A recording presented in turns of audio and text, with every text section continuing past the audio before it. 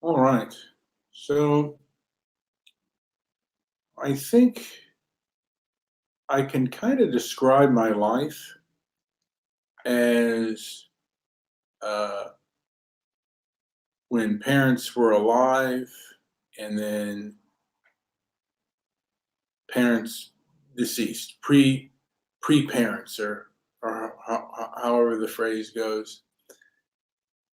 Um, and when I was a young man,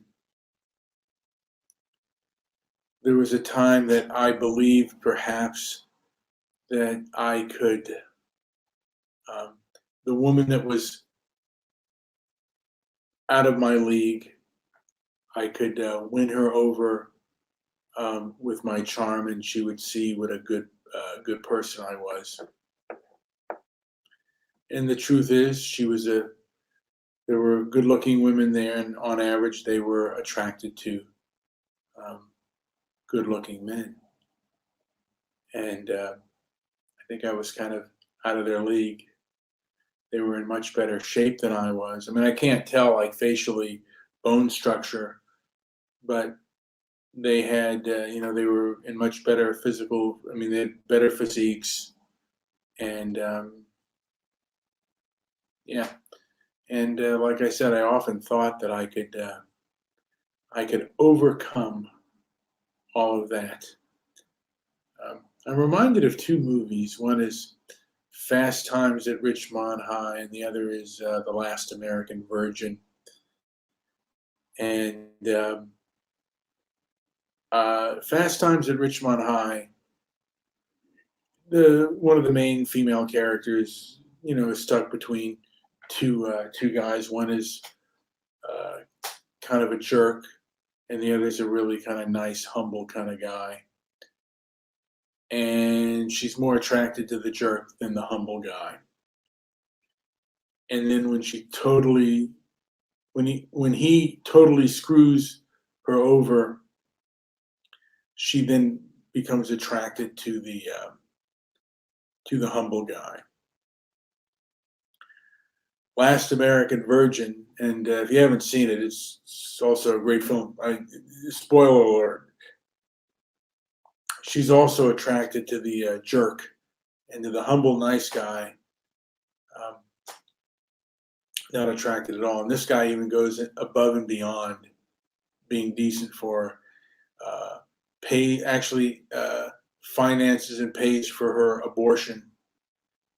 And then at the end of the film, she's with the jerk guy, and that's probably more true than Fast Times at Richmond High. Actually, I enjoyed both films. Actually, I enjoy Fast Times at Richmond High more than The Last American Virgin. Um, but I think The Last American Virgin tends to ring more true.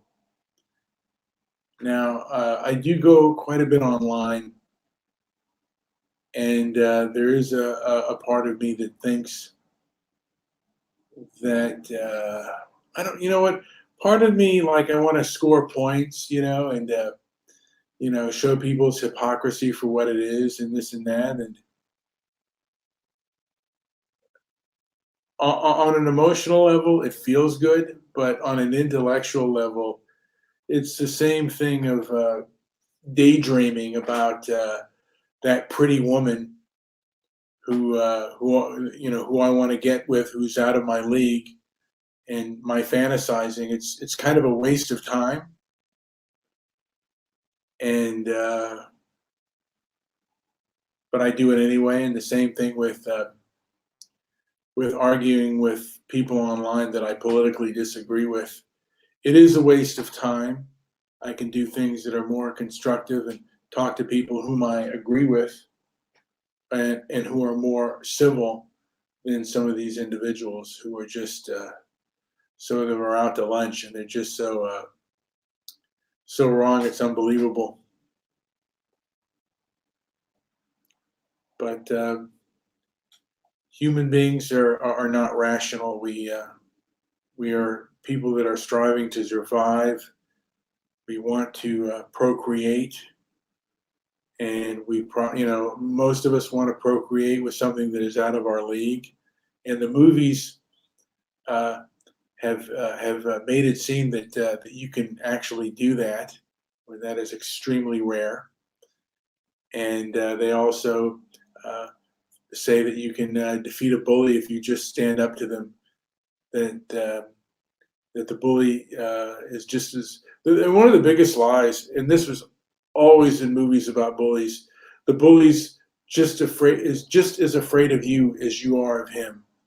Uh, that couldn't be more of an untrue.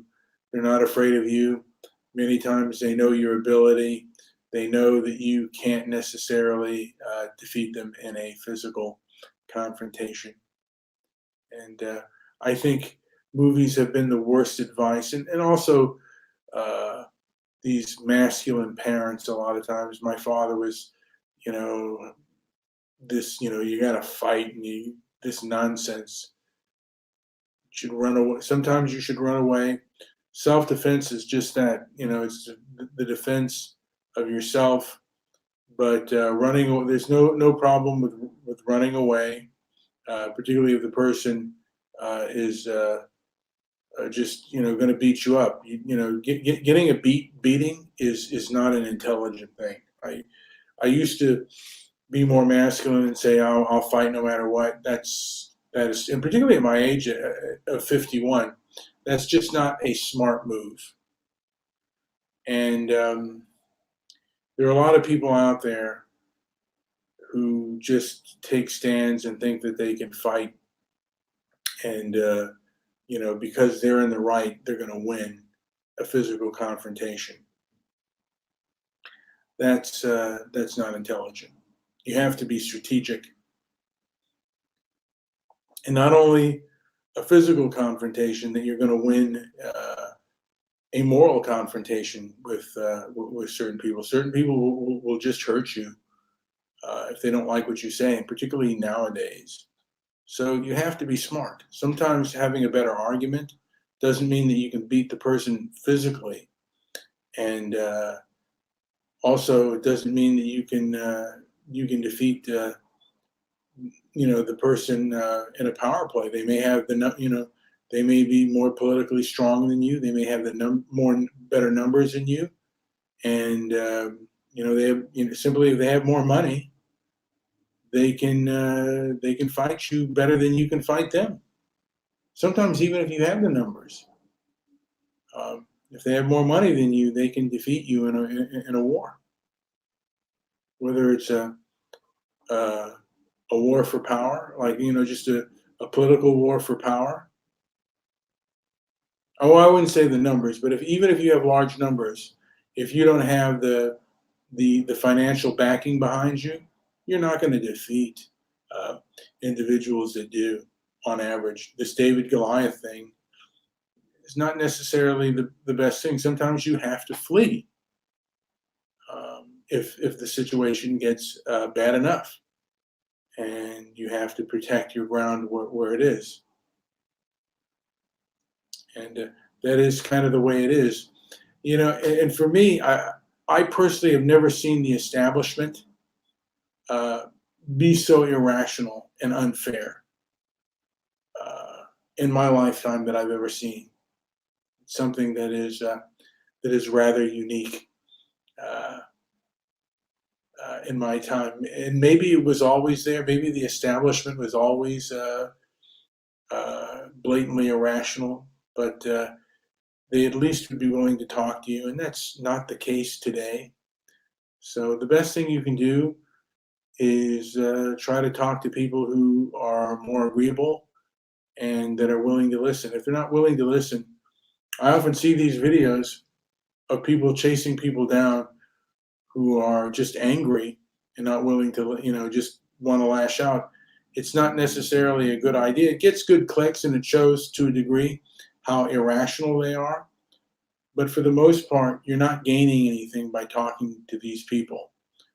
You're not going to, someone that's going to curse at you and call you a name like a racist or whatever. They're not someone to really, really talk to. I mean, you're wasting your time. Anyway, this has been Brian with Transparency and Merit. Like, subscribe, leave a comment down below. Thank you for listening, and enjoy the rest of your day.